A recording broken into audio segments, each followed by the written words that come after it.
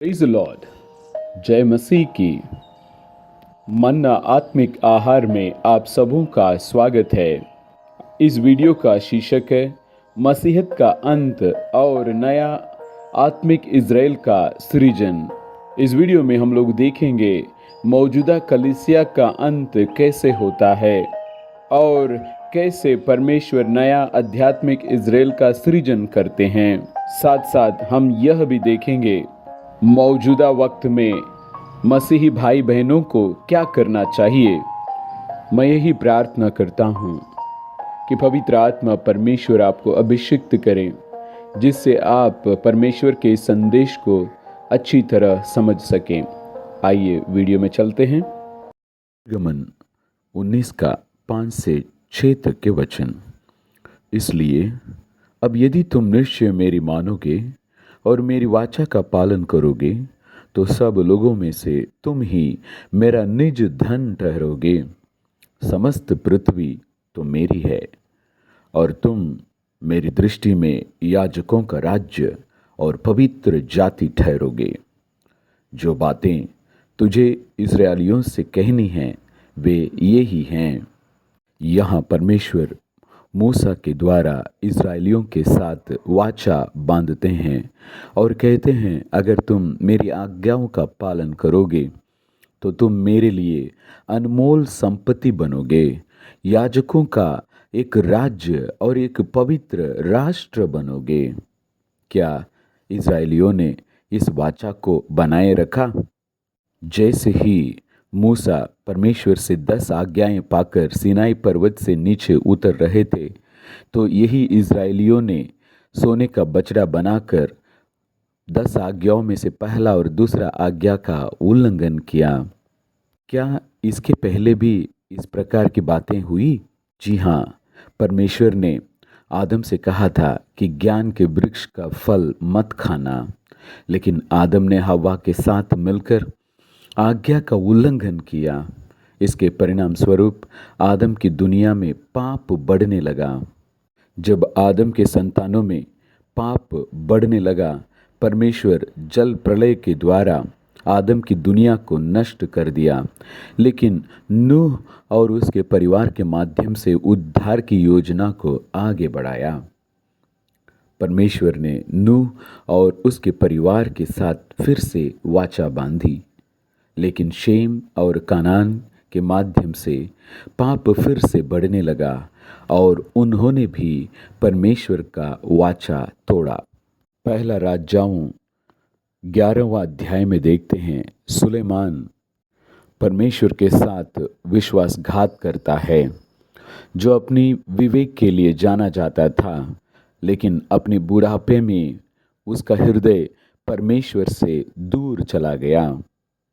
वो अपनी पत्नियों की देवी देवताओं के लिए सिर बनवाया और उन अन्य देवी देवताओं का पूजा भी किया। और यहाँ देखते हैं, आदम के समान यहाँ सुलेमान भी परमेश्वर का वाचा तोड़ता है। होशे 6 का 7 में देखते हैं, परंतु उन लोगों ने आदम के समान वाचा को तोड़ दिया। उन्होंने वहाँ मुझसे विश्वासघात किया है। लोग लगातार परमेश्वर की वाचा को तोड़ते हैं और परमेश्वर को दुखी करते हैं। और परमेश्वर ने क्या किया? यिर्मयाह 31 का 22 में एक भविष्यवाणी करते हैं, हे भटकने वाली कन्या, तू कब तक इधर उधर फिरती रहोगी? यहोवा की यह नई सृष्टि पृथ्वी पर प्रकट होगी, अर्थात नारी पुरुष की सहायता करेगी। अर्थात परमेश्वर एक नई सृष्टि की शुरुआत की बात करते हैं। क्यों नई शुरुआत? क्योंकि पुरानी वाचा को सबों ने तोड़ डाला। पुरानी बातें भ्रष्ट हो गई, इसलिए परमेश्वर कहते हैं एक नई सृष्टि की बात करते हैं।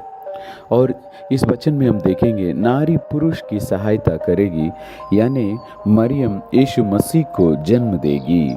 और इसमें नई बात क्या है? नई बात यह है, यीशु मसीह किसी मनुष्य के द्वारा नहीं, बल्कि परमेश्वर के पवित्र आत्मा के द्वारा जन्म लेते हैं। यिर्मयाह 31:27।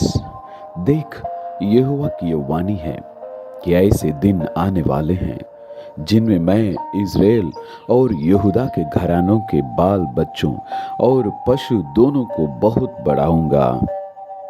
यिर्मयाह 31:22 में हमने देखा कि परमेश्वर यीशु मसीह के जन्म के बारे में बताते हैं, और इस 27वां वचन में वो कहते हैं इस भविष्यवाणी को वो कैसे पूरा करेंगे। 2 प्रकार के बीज बोए जाएंगे, मनुष्य का बीज और पशु का बीज।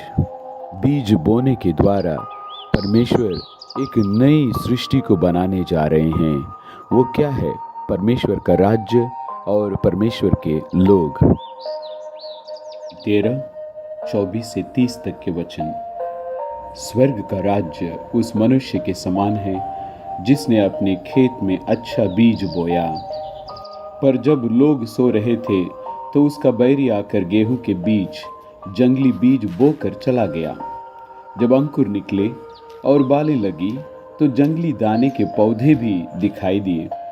इस पर गृहस्थ के दासों ने आकर उससे कहा, हे स्वामी, क्या तूने अपने खेत में अच्छा बीज न बोया था? फिर जंगली के दाने के पौधे उसमें कहाँ से आए? उसने उनसे कहा, यह किसी शत्रु का काम है। दासों ने उससे कहा, क्या तेरी इच्छा है कि हम जाकर उनको बटोर लें? उसने कहा, नहीं, ऐसा ना हो कि जंगली दाने के पौधे बटोरते हुए तुम उनके साथ गेहूं भी उखाड़ लो।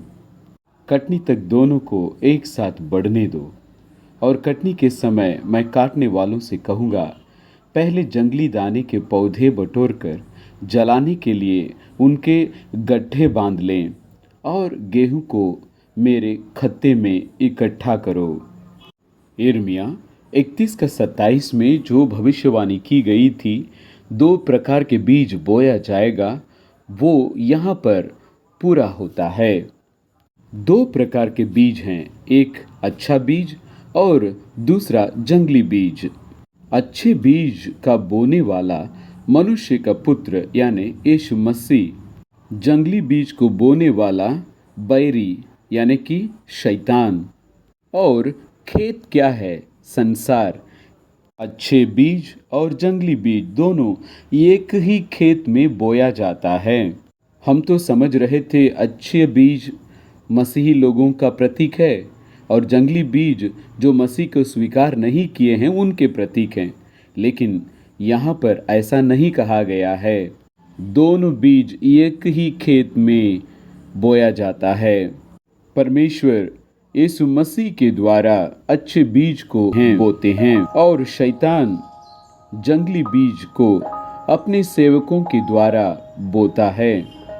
मालिक यहाँ पर कहते हैं, कटनी तक दोनों को एक साथ बढ़ने दो। यीशु मसीह कहते हैं, कटनी का समय क्या है? जगत का अंत है, और काटने वाले स्वर्गदूत हैं।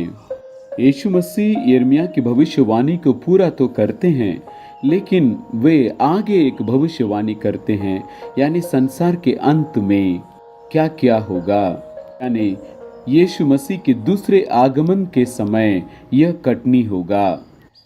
कटनी के समय में सिर्फ 2 तरह के रिजल्ट को हम लोग देख सकते हैं। अगर हम अच्छे बीज होंगे तो हम परमेश्वर के खत्ते में जमा किए जाएंगे।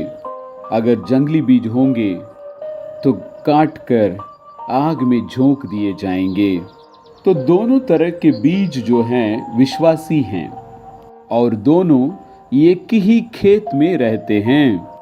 दूसरे दृष्टांत में भी जाल संसार में डाला जाता है और मछलियों को पकड़ा जाता है, अच्छी मछलियों को बटोरा जाता है, और जो खराब हैं उसको वापस फेंक दिया जाता है। लोग शायद ये समझ रहे थे ये अच्छे मछलियाँ मसीही लोग हैं जो मसीह को स्वीकार किए हैं, और जो खराब मछली है वो यीशु मसीह को जो स्वीकार नहीं किए हैं वे हैं, लेकिन ऐसा नहीं है।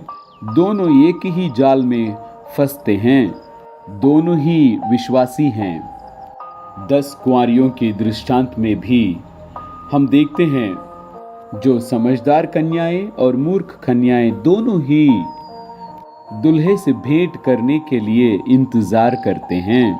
आप और हम जानते हैं दुल्हा कौन है, यीशु मसीह हैं। और ये 10 कन्याएं कौन हैं? हम विश्वासी लोग हैं जो यीशु मसीह के दूसरे आगमन का इंतजार कर रहे हैं। विश्वासियों में 2 प्रकार के लोग होते हैं, अच्छे बीज और जंगली बीज। हम क्या हैं? ये बाइबल हमें दिखाता है, क्योंकि बाइबल एक आईना है जिसे सी ऑफ ग्लास कहते हैं। जब जगत के अंत में यह भविष्यवाणी पूरा होगा, उस समय हमारी कटनी नहीं हुई तो क्या फायदा।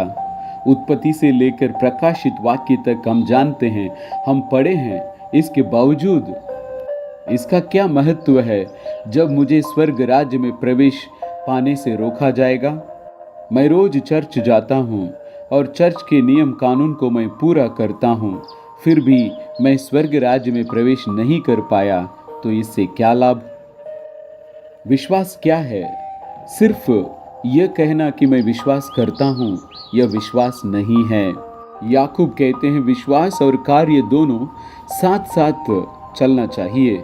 यानी अगर हम विश्वास करते हैं तो उसको अपने कार्य में दिखाना चाहिए।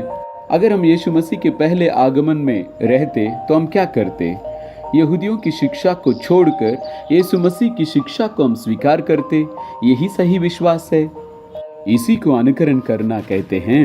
यीशु मसीह की शिक्षा को बहुत लोगों ने सराहा, लेकिन सबों ने उनका अनुकरण नहीं किया। जिन्होंने उनका अनुकरण किया उन्हें उद्धार मिला।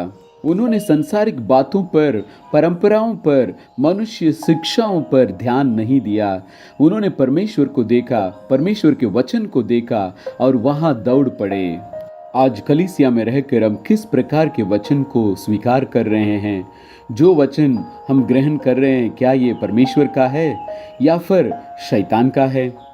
फिर मैंने नए आकाश और नई पृथ्वी को देखा, क्योंकि पहला आकाश और पहली पृथ्वी जाती रही।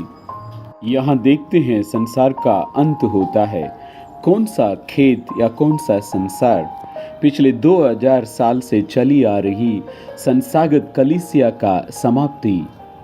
प्रकाशित वाक्य 6 में हम लोग देखते हैं सूरज, चांद और तारे अपना प्रकाश खो देंगे और आकाश से गिर जाएंगे। ये सूरज, चांद, तारे कौन है? हम विश्वासी गण हैं।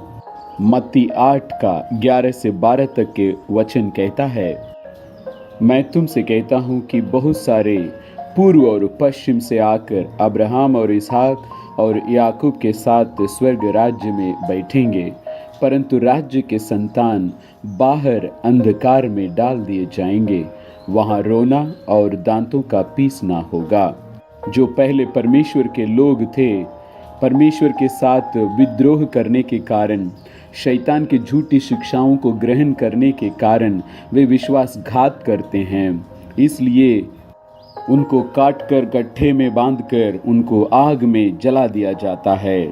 जिनको परमेश्वर के भंडार में जमा किया गया नई आकाश और नई पृथ्वी को दर्शाते हैं। इस प्रकार नई आध्यात्मिक इज़राइल का सृष्टि किया जाता है। ईश्वर हमसे क्या चाहते हैं? एक ऐसा समूह जो उनकी आज्ञा का उल्लंघन ना करता हो, जिन पर परमेश्वर विश्वास कर सकते हों। 6000 साल के बाइबल इतिहास में हम इसी बात को देखते हैं कि परमेश्वर के लोग ने विद्रोह किया, परमेश्वर की आज्ञा का उल्लंघन किया। हम क्या करने जा रहे हैं, यह हमारे ऊपर है।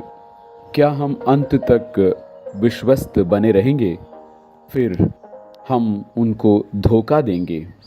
अपने विश्वास को बनाए रखने के लिए प्रतिदिन हमें युद्ध करना होगा।